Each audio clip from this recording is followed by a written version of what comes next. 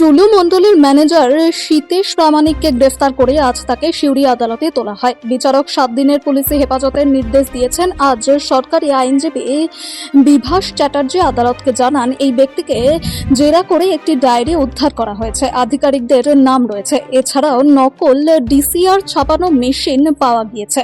আজ অবশ্য মিনার মণ্ডলের আইনজীবী সোমনাথ মুখার্জি আবেদন করেন, মিনারের সঙ্গে প্রতিদিন তার আইনজীবীকে 1 ঘন্টা করে দেখা করার আবেদন জানানো হয়।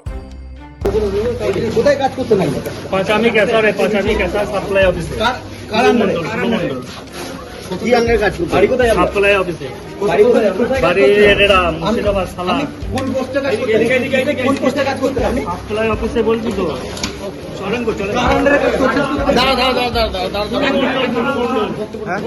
আপনাকে কেন ধরা হলো? কেন ধরেছে বলতে পারছি না। ধরে এনেছে কাজ করি ধরে এনেছে। এবার কখন ধরলো? কখন ধরলো? আমাকে ধরেছে 3 দিন আগে। আপনি কোথায় কাজ করতেন? কোথায় কাজ করতেন? পাঁচামি ক্যাসার অফিসে।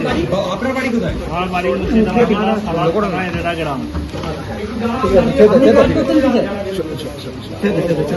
মিনার মণ্ডলকে যে কেসে অ্যারেস্ট করা হয়েছে এবং যে কেসে তিনি এখনও পিসিতে আছেন, সেই পিসিতে থাকাকালীনই উনি শীতেশ প্রামাণিকের নাম করেন এবং তার ভিত্তিতেই শীতেশ প্রামাণিককে এই কেসে অ্যারেস্ট করা হয়েছে এবং চালান করা হয়েছে।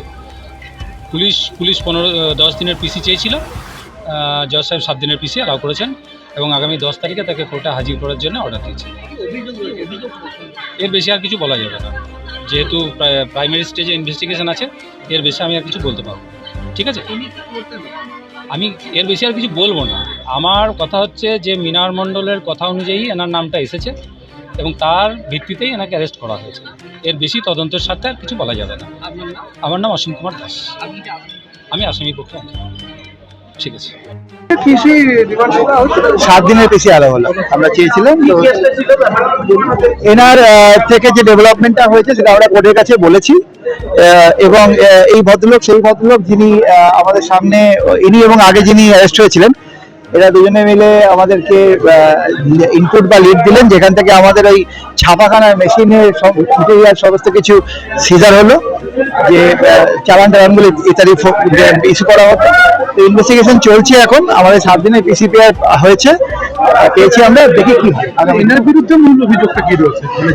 ইনি আমাদের, যেটা আমরা কোর্টে বলেছি পরিষ্কার, আপনারা শুনেছেন বলে, যে আমাদের যে টাকা অ্যালটমেন্ট হতো গভর্নমেন্ট বিভিন্ন জায়গায় এই পুরো পার্টে ক্রাইমের, তাতে এনার নিজের হাতের লেখা একটা ডায়েরি পাওয়া গেছে, কাগজ পাওয়া গেছে, যেখানে দেখা যাচ্ছে যে উনি বিভিন্ন গভর্নমেন্ট অফিসারদের টাকা অ্যালট করতেন এবং সেই হিসেবে ওই কাগজ, ওই ডায়েরি প্রথম রিকভার হলো এবং সেখান থেকে এনাদের এবং আরেকজন অলরেডি যে অ্যাকিউজ পারসন ছিলেন তাদের ইনফরমেশন বেস করে রেড করে ওই ওনার গোডাউন থেকে ছাপাখানা এবং ছাপা মেশিন এবং ওনার যে বিয়ে বাড়িতে ব্যান্ড দিয়েছিলেন মেয়ের বিয়েতে, সেই ব্যান্ড থেকে আরম্ভ করে যারা যারা যেতেন তাদের সবাই একটা ব্যান্ড পড়াতেন, এই পুরো জিনিসগুলো রিকভার হয়েছে।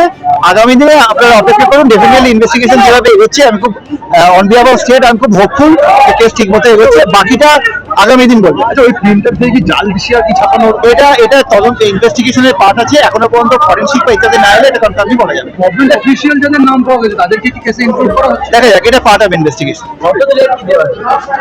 7 দিনের পিসিপি অ্যালাউ হয়েছে।